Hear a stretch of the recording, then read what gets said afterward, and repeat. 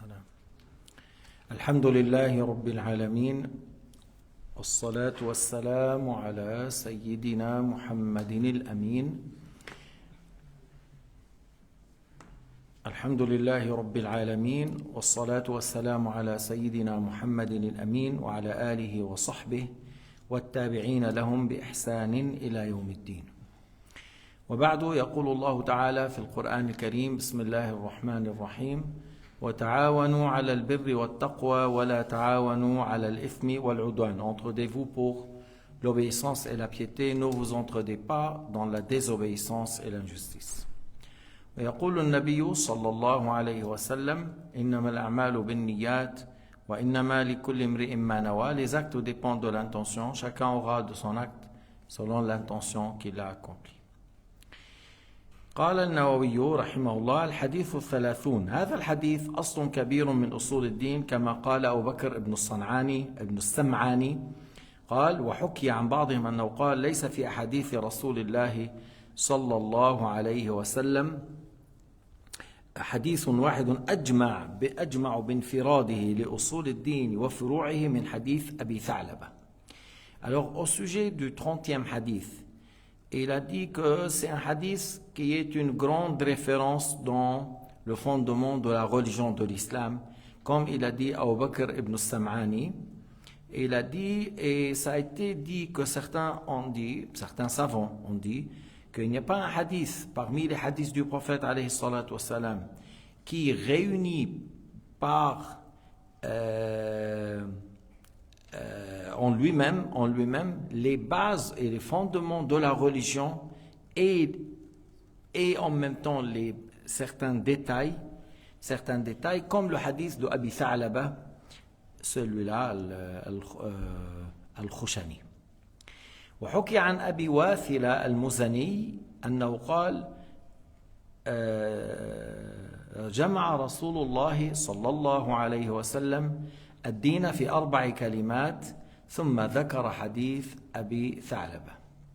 Alors on parle de Abi Wathila al-Muzani, qu'il a dit que Allah, Rasul alayhi salatu wassalam, a réuni en 4 phrases, en 4 paroles, en 4 phrases, la religion de l'islam. La religion de l'islam. Et il a cité le hadith de Abi Tha'laba al-Khushani. C'est quoi le hadith? ما هو الحديث؟ عن أبي ثعلبة الخشني نسبة إلى خشينة بضم الخاء وفتح الشين المعجمة وبالنون بطن من قضاعة. Alors il a dit le Khushani, on attribue à une famille qui s'appelle Khushaina. C'est une famille de tribus qui s'appelle Qudaa. Et Abu Tha'laba, son nom, Jurthum. Il s'appelle Jurthum. Alors il a dit dans le livre Al-Qamus: الجرثومة الشيء بالضم أصله وهي التراب المجتمع. On dit Jurthum, c'est-à-dire l'asl, le fondement ou l'origine. On dit pour la terre qui est réunie autour d'un arbre, autour du tronc de l'arbre, ou ce que le vent le ramène vers l'arbre, on dit Jurthum. Alors il s'appelle Jurthum, fils de Nashir radiyallahu anhu, wa fi ismihi wa ismi abi khilafun kathir. Alors son nom et le nom de son père, il y a beaucoup de divergences. Nous on vient de dire Jurthum, fils de Nashir, mais il y a d'autres divergences au sujet de son nom et le nom de son père. حضر بيعة الرضوان ونزل الشام ومات سنة 75. Il a été dans ceux qui sont concernés par le pacte de Ridwan. لقد رضي الله عن المؤمنين إذ يبايعونك تحت الشجرة. لقد رضي الله عن المؤمنين إذ يبايعونك تحت الشجرة.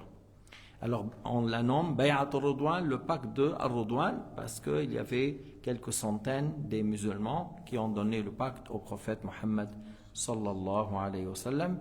et il a habité dans Hacham et il est mort à l'année 75.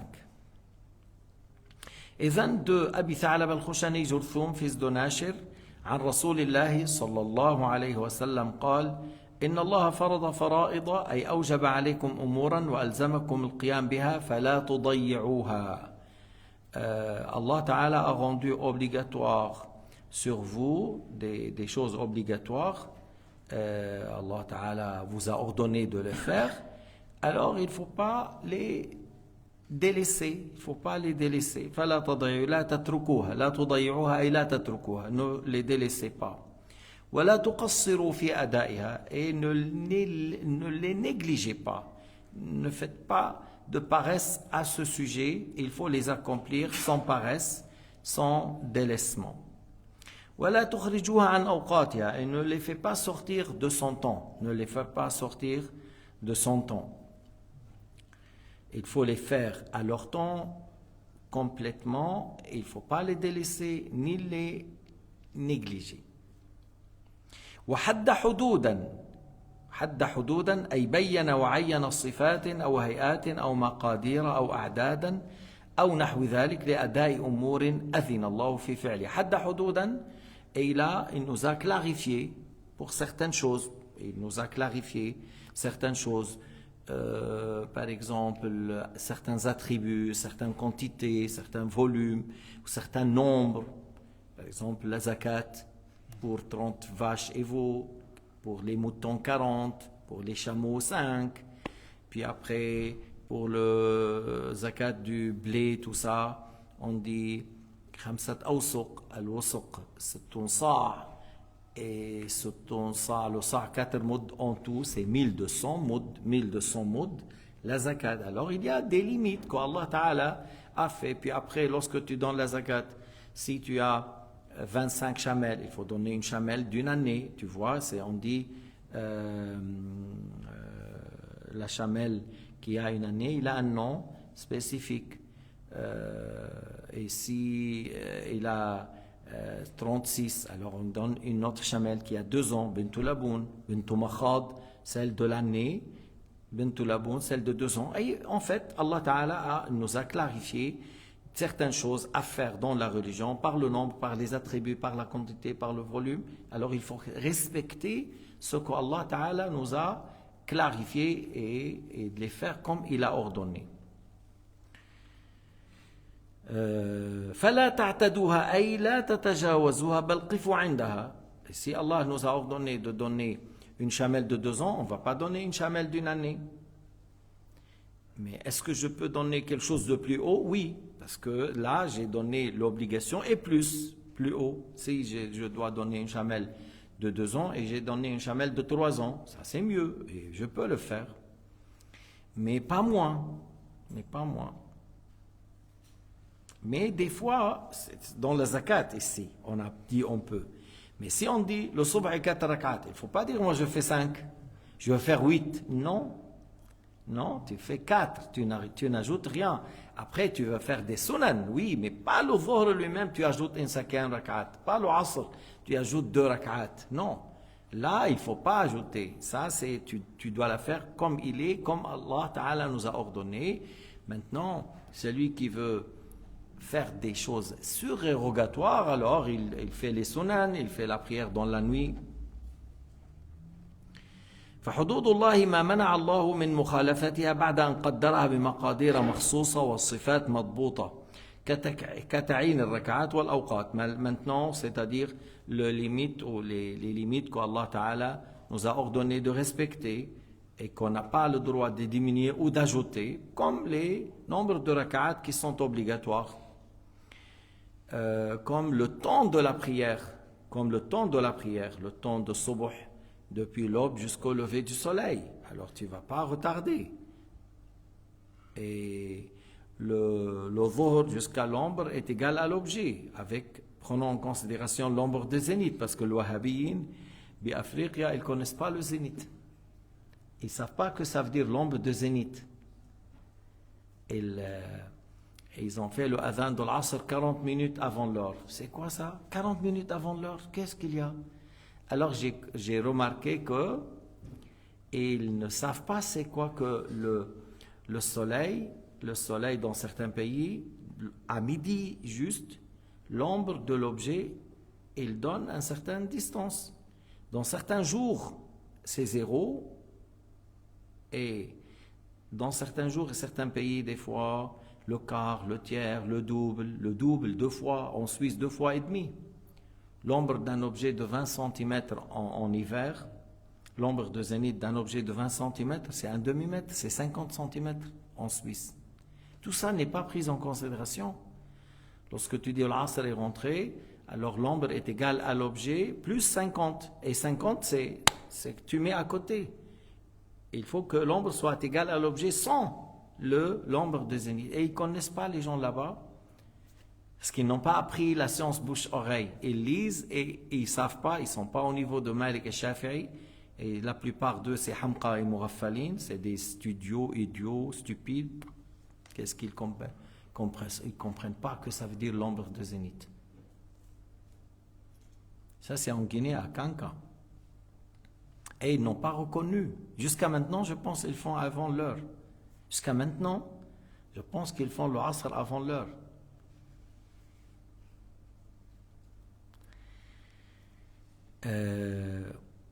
وما وجب إخراجه في الزكاة وصفة الحج ومواضع أداء مناسكه. Alors au sujet de zakat qu'on doit respecter. Maintenant, lorsque tu donnes plus, le plus que tu as donné, tu fais la sadaqa comme aumône et pas comme zakat obligatoire. Si je dois donner, par exemple, comme zakat, par exemple, supposons 500 mouds, et moi je voulais donner 500, je voulais donner 100. Alors 500 zakat obligatoire et le 100, c'est une aumône. Je peux donner en aumône. Même je peux prendre toute la récolte et donner toute la récolte. Je peux donner toute la récolte. S'il dit oui, alhamdoulilah, j'ai assez, je peux donner tout ça aux pauvres. Mais on sait bien que la zakat des céréales, c'est soit 5%, soit 10%. 5% si on a acheté l'eau pour arroser ou on a pris sur les montures, il y a une charge à transporter de l'eau. Et 10% lorsque l'eau, c'était l'eau de la pluie, l'eau du fleuve, l'eau du rivière, alors là, il n'y a pas de charge, alors tu payes 10%. Et au sujet de Nusuk, par exemple, lorsqu'on dit Arafah, il faut être à Arafah dans le limite de Arafah, tu ne peux pas être dehors. Lorsqu'on dit pour le Mina, le passer les 3 nuits de Mina, 2 ou 3 nuits à Mina. Et il y a beaucoup de tentes qui sont en dehors de Mina. Comme Mina, il n'est pas très grande. Alors, il y a des tentes qui sont mises à côté de Mina. Et nous, qu'est-ce qu'on faisait? Lorsque beaucoup de fois, ils nous donnent ces tentes. On sort dans la nuit et on passe la nuit là-bas, dehors. Et il y avait une fois quelqu'un avec nous, peut-être de l'Afghanistan, de l'Europe, mais il est afghan. Il dit non, tous ces gens-là, c'est faux. Non, je reste dans la tente. On lui a dit, regarde, il y a les limites ici. Ça se voit que les Ottomans, ils ont dit, au début de Mina, voilà. Il n'a pas voulu, c'est son problème. Mais il y a les limites de Mina, il y a les limites de Muzdalifa, il y a les limites de Arafah, il faut que tu sois dedans. Pour Arafah, c'est un pilier. Pour Mina et Muzdalifa, c'est wajib. C'est moins qu'un pilier, c'est wajib. Yani, si tu n'as pas fait, le hajj est valable, mais tu dois égorger un mouton. Mais pour Sa'i, le prophète a limité le Sa'i entre Safa et le Marwa. Et 15 ans en arrière, ils ont ajouté quelque chose en dehors du Sa'i. Alors, tous ceux qui partent depuis Safa, ils disent depuis de Safa jusqu'au Marwa actuel, même une partie au milieu de ce qui est la place handicapée, tout ça, il n'est pas dans le Sa'i. Et ça, c'est quelque chose que c'est pas dans la religion de l'islam. C'est des gens qui ont ajouté et c'est pas valable. Ça n'est pas valable. Ceux qui font le Sa'i là-bas, c'est pas quelque chose de juste.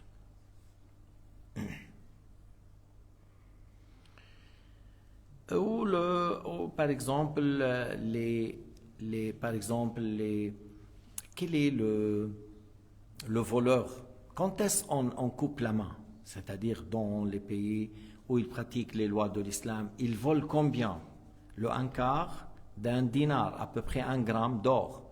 Si 1 gramme d'or, par exemple, il est à 50 francs, alors c'est à peu près 50 francs. Mais s'il vole quelque chose à 10 ou 15 ou 20 francs, il n'y a pas qu'au fait couper la main. Il y a une punition estimée par le juge pour lui, mais pas couper la main. Avec certaines conditions, avec certaines conditions. Comment il a volé, voilà. Par exemple, encore les nombres de divorces, c'est-à-dire celui qui divorce une fois, il peut reprendre la femme. Celui qui divorce son épouse 2 fois, il peut reprendre. Il peut dire je te reprends à mon mariage. Mais celui qui dit je te divorce 3 fois, il ne peut pas la reprendre. Même s'il a dit ça en une seule séance, d'un coup, il a dit tu es divorcé 3 fois, il ne peut pas la reprendre. C'est un divorce définitif. Et ça, c'est dans le Coran et la Sunna. Voilà. Maintenant, Ibn Taymiyyah, il a dit quelque chose de l'égarement ici, que celui qui divorce 3 fois dans la même séance 51, ça c'est quelque chose qu'il a innové. C'est pas quelque chose de juste. 2 hadiths du prophète Mohammed, 2 paroles prophétiques confirment le contraire. 2 hadiths qui sont justes confirment le contraire. Avec le Coran. Avec le Coran.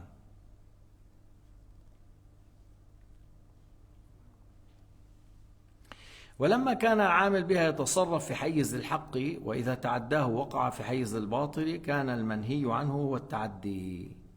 لذلك قال فلا تعتدوها.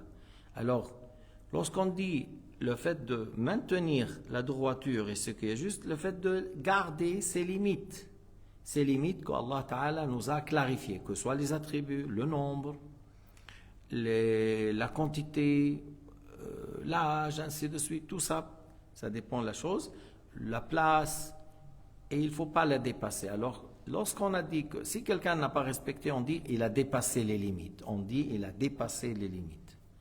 Et Allah, al-Rasoul a dit la ta'tadouha, ne dépassez pas les limites.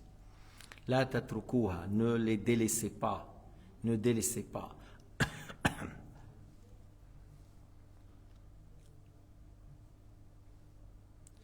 كما قال تعالى في من طلق بغير معروف أو صرح بغير إحسان أو أخذ مما أعطى المرأة شيئا بغير حق تلك حدود الله فلا تعتدوها.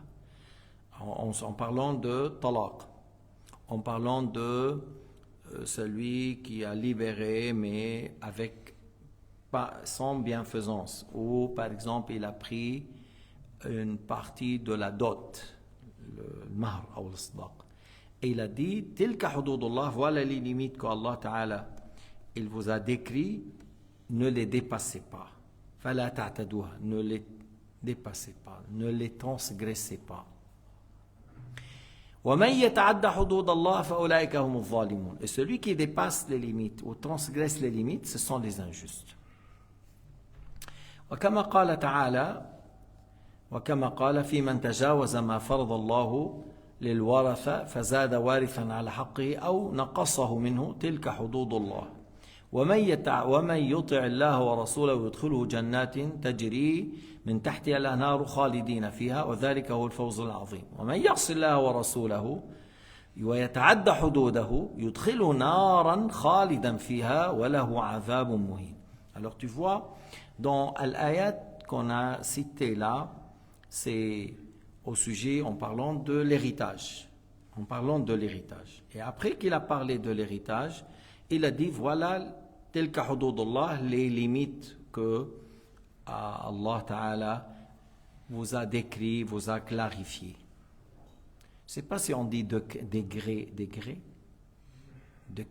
non, décret, peut-être des fois.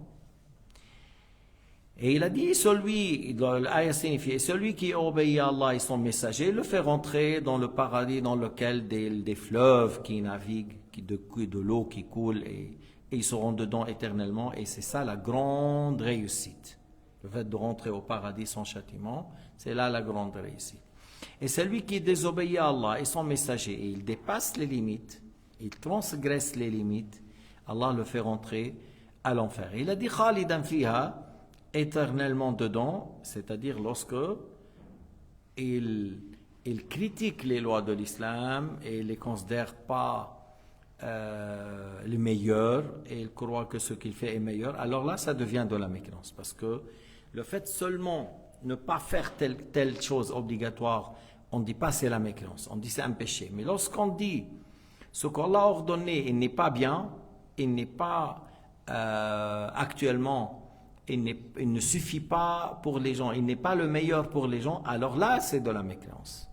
Et c'est pour cela qu'il a dit khalidan fiha, c'est-à-dire lorsqu'il préfère des lois à lui et il considère mieux que les lois de l'islam, alors là c'est de la mécréance. Mais s'il fait des lois qui ne sont pas, Allah Ta'ala ne nous a pas autorisées, et lui il a fait, on dit il a dépassé les limites et c'est à désobéir. Comme ce qu'il a fait Muawiyah, il a désigné son fils Yazid comme calife après lui, et Yazid n'était pas un homme à la hauteur. Et dans l'islam, l'affaire c'est une consultation, c'est-à-dire on consulte. Et lui, il a laissé quelqu'un qui n'est pas apte. Bon, Abu Bakr, il a désigné Omar, mais il a désigné Omar tout en étant sûr qu'il est le meilleur et c'est un homme juste. Et c'était sa manière de voir, était à sa place, parce que l'époque de Omar, la califat de Omar était magnifique pour l'islam et les musulmans, vraiment. Mais le Muawiyah a mis Yazid et qui n'est pas à la hauteur. Et il y en a beaucoup mieux que lui et capable, et l'autre il n'est pas, c'est quelqu'un qui boit l'alcool. Tu vois? Alors il a dépassé les limites. Et lorsqu'il a tué Hujr ibn Adi, c'est un sahabi, Muawiyah a tué Hujr ibn Adi parce qu'il n'acceptait pas d'insulter Ali, Hujr. Parce que ceux qui sont en Irak, ils montaient sur le minbar, ils insultaient Ali. Alors lorsqu'il entend l'insulte de Ali, il prenait une pierre et il jetait des pierres sur eux. Alors on l'a envoyé au Sham et il l'a tué. Est-ce que ça, tuer, c'est un petit péché ou c'est un grand péché? C'est un grand péché, il ne faut pas douter à ce sujet. Celui qui doute, il sort de l'islam. Celui qui doute, tuer une personne musulmane normale, est-ce que c'est un petit péché ou grand? Celui qui doute, il sort de l'islam. Alors tuer un grand sahabi, un grand homme de bien, c'est un grand péché. C'est pas moi qui a fait, c'est Muawiyah qui a fait. Et pourquoi? Parce qu'il n'acceptait pas d'insulter Ali. Il avait raison, Hujr, oui, il avait raison. Alors il a dépassé les limites. Il a dépassé les limites. Ici, il a dépassé les limites.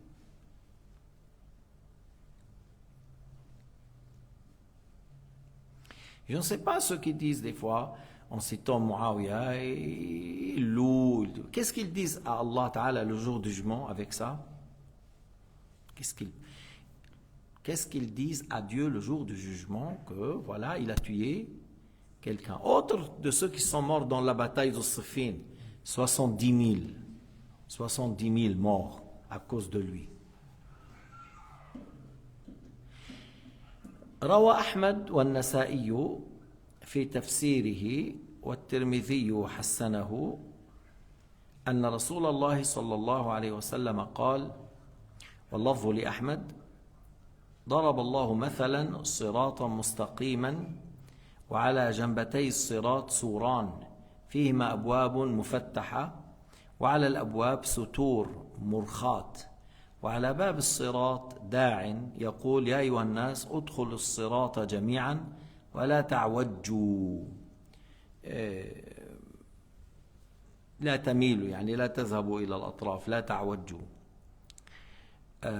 والداع يدعو من جوف الصراط فإذا أراد أن يفتح شيئا من تلك الأبواب قال ويحك لا تفتحه فإنك إن تفتحه تلجه والصراط الإسلام والسوران حدود الله والأبواب المفتحة محارم الله وذلك الداعي على الصراط كتاب الله والداعي من فوق واعظ الله في قلب كل مسلم. Alors on rapporte ici un hadith rapporté par Ahmad et An-Nasa'i dans son tafsir et At-Tirmidhi et il l'a considéré Hassan. que le messager d'Allah a dit, et ça c'est le terme de l'imam Ahmed, que Allah Ta'ala a donné l'exemple de qui est le as-sirat, le pont, un pont qui est tout droit. Et au bord de ce sirat, il y a deux murs. Sur les murs, il y a des portes. Sur les portes qui sont ouvertes, il y a des rideaux. Et puis, il y a quelqu'un qui dit, allez-y, rentrez dans le sirat et n'allez pas dans les côtés. Passez devant sans aller au bord, sans aller dans les côtés. Et il y a quelqu'un de l'intérieur de as-sirat et ils appellent les gens à rentrer à ces deux côtés. Et si il veut ouvrir quelque chose, il y a quelqu'un, et il a dit qui appelle, si quelqu'un il veut ouvrir ses portes, alors l'autre il lui dit non, n'ouvre pas ça. Si tu l'ouvres, tu vas le rentrer dedans. Hein, c'est lui qui appelle, il dit ne rentre pas, n'ouvre pas ça, ne rentre pas dans ça. Si tu le rentres, tu vas mériter quelque chose. Alors il a dit as-sirat, c'est l'islam. Les deux murs aux côtés, c'est les limites. C'est les limites qu'Allah a prescrites. Et les portes qui sont ouvertes dans ces deux murs, c'est des choses interdites. C'est des choses interdites. Et celui qui nous appelle de as-sirat, c'est Al-Qur'an, c'est-à-dire rentrer, soyez tout droit, passer sans transgresser les limites, sans rentrer dans le haram. C'est le Qur'an. Allah nous a ordonné les choses à faire et les choses à délaisser. Et celui qui nous appelle au-dessus de ça, que c'est ce qu'Allah subhanahu wa ta'ala a mis dans le cœur de musulmans, que il ne faut pas que tu passes ici, il ne faut pas que tu rentres dans le haram, il ne faut pas transgresser les limites. C'est qu'Allah ta'ala a mis comme dans nos cœurs, les cœurs de musulmans, la crainte, le fait d'obéir, le fait de ne pas dépasser les limites. ومما يدخل في تجاوز الحدود التي حدها الله ما فعله بعض الحكام. هو عم بيقول من 10 سنين, يعني aussi on parle le livre, on dit 15 ans. 10 ans depuis l'auteur, et si on revient 5 ans de livre là en arrière, qu'il a dépassé les limites de As-Safa wal-Marwa. On parle du roi Abdullah. Le roi Abdullah qui est mort après son frère Salman. Et normalement, Salman, c'était pas lui, c'était Yani. Il y avait, après Abdullah, ils ont désigné Sultan et Naïf comme frères. Mais les deux, ils sont morts avant Abdullah. Et les deux, que normalement, dans leur mise d'accord ou quelque chose, c'est Sultan et Naïf. Ils sont morts avant Abdullah. Et lorsqu'il est mort Abdullah, alors qui restait parmi les frères? Salman. Tu vois, parce qu'ils sont nombreux. Et puis, Salman, comme il est âgé, son fils, il dirigeait actuellement le pays. On dit Wali al-Ahd, Mohammed. Oui, Mohammed bin Salman. Alors, ce n'est pas Salman et son fils, c'est leur oncle, Abdullah, qui n'est pas dans le domaine de Ilm al-Din, n'est pas dans le domaine. Et il voulait agrandir le haram, tout ça. Et dans le sa'i, il a ajouté, il ne fallait pas rentrer dans ça. Surtout que même leurs imams, ils étaient contre. Chez eux, il y avait beaucoup d'eux, ils étaient contre. Jusqu'à maintenant, ils disent, ça c'est mieux de ne pas le faire, c'est mieux de faire ici. Mais ils disent pas, ils disent c'est mieux de faire dans l'encensail. Mais là, on dit, ceux qui ont fait une bid'a, qu'ils ont fait dans un grand ibada qui est le hajj, ils ont fait bid'a. Et tout le temps, ils disaient aux gens, mais délaissez les bid'a, il ne faut pas faire le bid'a. Et il parlait de le maoulid, il parlait de, alors est-ce que vous avez fait quelque chose dans le hajj? au sujet d'un grand pilier dans le Hajj qui est Sa'i. Et vous avez ajouté quelque chose que Rasulullah n'a pas fait, les Sahaba n'ont pas fait, Tabi'in, c'est 15 ans en arrière. Vous avez ajouté dans les limites de Sa'i. Et c'est lui, le roi, qui a dit il y avait une divergence entre eux, il disait, et celui qui a tranché. Mais lui, à peine il sait lire. Et c'est pas ça il n'a pas de connaissance dans la religion. C'est pas lui, le roi Abdullah, qui va dire qu'est-ce qu'on fait dans la religion. Mais vraiment, ils ont fait quelque chose de très mauvais. Et je ne sais pas quand est-ce les musulmans, parce qu'il faut changer ça. Il faut que notre gouverneur, il vient et il abroge tout ça, il annule tout ça. Il dit voilà les limites de ça, il faut garder le sa'i comme il a désigné Sayyidina Muhammad sallallahu alayhi wa sallam. فعلى هذا من سعى هناك لا يصح حجه.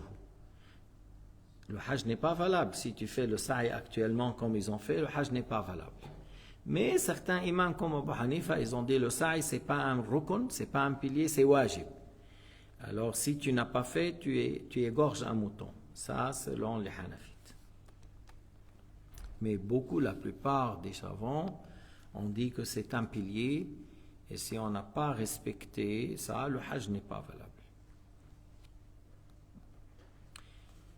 وقال بعضهم المراد بحد حدودا أي شرع زواجر شرعية فلا تزيد عليها. Certains ont dit حد حدودا, c'est-à-dire il y a des choses qui sont interdites, il y a des choses interdites, alors il ne faut pas qu'on ajoute sur les choses que Allah Ta'ala a interdit. Si Allah Ta'ala a rendu certaines choses, nous on ne peut pas ajouter sur les choses interdites. On ne peut pas ajouter sur les choses que Allah Ta'ala l'a rendu interdit. قال فإن قلت اللفظ أعم من ذلك فلما هذا التخصيص فالجواب لئلا يتكرر مع ما قبلها وما بعدها. Parce que pourquoi on a dit c'est des limites? Et il a dit oui, mais les limites elles peuvent être encore plus larges. On a dit parce qu'après il a dit il y a des choses interdites. فلا تقربوها. Ne vous approchez pas des choses interdites. C'est pour cela on a dit définition de al-hudud. C'est pas seulement, c'est plutôt les limites. Comme on dit, comment faire la prière, comment donner la zakat, comment faire le hajj. Voilà, à qui on donne, ainsi de suite, des attributs, des qualités, plutôt de nombre, de spécificité. Voilà, il faut garder les limites.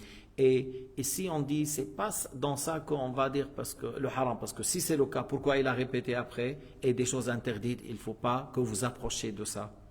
C'est pour cela on a dit, al-hudud, c'est plutôt les choses que Allah Ta'ala nous a définies comme attributs, actes, nombre, quantité, volume, ainsi de suite. إذ الفرائض المفروضة حدود, parce que si tu veux dire la prière elle-même, ça rentre dans les limites. Mais il a dit dans le hadith, il y a des choses obligatoires, il ne faut pas les délaisser. Il y a des choses interdites, il ne faut pas approcher. Alors le hudud, c'est ce qu'on a dit, c'est des limites qu'Allah Ta'ala nous a clarifiées comme aspect, comme attribut, comme nombre, comme quantité, et il ne faut pas ajouter sur ça ou diminuer. Comme on dit, la prière de Zohr, c'est 4 rak'at, il ne faut pas faire 5, il ne faut pas faire non plus 3. Et dans la rak'a, il y a un recours et 2 sujoud, il ne faut pas faire 2 recours. Ce n'est pas toi que tu ajoutes, non, ça annule, et c'est faux, et c'est haram.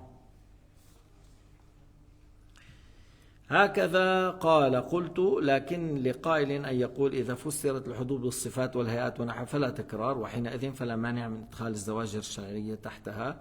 Alors il a dit que si on dit oui, mais si on dit le hudud c'est les attributs et certains aspects, certaines quantités, alors il n'y a pas une répétition lorsqu'on dit et que il y a des choses des choses que Allah Ta'ala nous a montré qu'il faut respecter, lorsque Allah nous interdit, il faut respecter ce qu'Allah Ta'ala nous a ordonné ou nous a interdit. ولا يرد على هذا التفسير ما رواه مسلم من ضرب عمر رضي الله عنه 80 في شرب الخمر لأن الخليفة له زيادة على 40 إلى 80 في شرب الخمر إذا رأى المصلحة في الزيادة. Si quelqu'un dit, mais oui, bon, le limite dans l'arrêt pour celui qui boit l'alcool, c'est 40. Pourquoi Omar il a fouetté 80, 80? Alors on a dit que le calife a le droit d'ajouter dans cela, s'il a vu qu'il y a un intérêt, parce qu'à son époque, il y avait des gens qui ont osé boire l'alcool et qu'il a trouvé que dissuasif d'ajouter. Bon, Al-Malikiya, ils disent à ce sujet que le fait de fouetter pour l'alcool, c'est ta'zir, c'est une estimation par le juge. C'est pour cela qu'il a dit Omar a ajouté jusqu'à 80, parce que c'est une estimation par le juge. Et Shafi'i disent non, le limite c'est 40, mais le calife a le droit d'ajouter s'il voit un certain intérêt. يدل عليه قول علي رضي الله عنه وكل سنة. سيدنا علي, lorsqu'il a dit Rasulullah a fouetté 40, Omar, Abu Bakr 40, Omar 80. Et Ali a dit كل سنة. Tout ça, c'est sunna, c'est-à-dire sharia, c'est de notre sharia. وهذا أحب إلي, et le fait de faire comme il a fait Abu Bakr, comme il a fait Rasulullah et Abu Bakr, et il a fouetté 40. Le hadith rapporté par Muslim, ce qu'il a dit Sayyidina Ali. وقد تطلق الحدود ويراد بها نفس المحارم وليس مراد الناس. Des fois on utilise le hudud, on veut par ça les choses qui sont haram, mais ici on a dit c'est les aspects et les attributs de certaines choses qu'Allah Ta'ala a fait comme limite et qu'il ne faut pas les dépasser. وحرم أشياء, dans la suite de l'hadith, وحرم أشياء, nous a interdit certaines choses, nous a interdit qu'on s'approche de certaines choses. نهى عنها, نهى أن نقربها, il nous a interdit de les faire, comme la fornication, comme la consommation d'alcool, comme l'usure, comme le vol, comme la sorcellerie, comme la sodomie, comme la zizanie, la médisance. Voilà, il y a des choses qu'Allah nous a interdit de faire. Alors il ne faut pas les faire, il ne faut pas qu'on rentre dedans, il ne faut pas faire ces choses interdites. وفي الصحاح انتهاك الحرمة تناولها بما لا يحل. C'est quoi le fait انتهاك الحرمة, le fait de rentrer dans le haram? Ça, on dit intahaka, il a rentré dans les choses qui sont haram, comme il vit avec l'usure, il prête avec un surplus, il vit avec une femme sans mariage, il triche dans la vente, il diminue dans le poids, il dit voilà 2 kilos, et c'est pas vrai, il n'a pas donné 2 kilos, c'est moi. Alors tout ça c'est quelque chose de grave comme péché. Walhamdulillahi Rabbil Alamin, wa sallallahu ala sayyidina.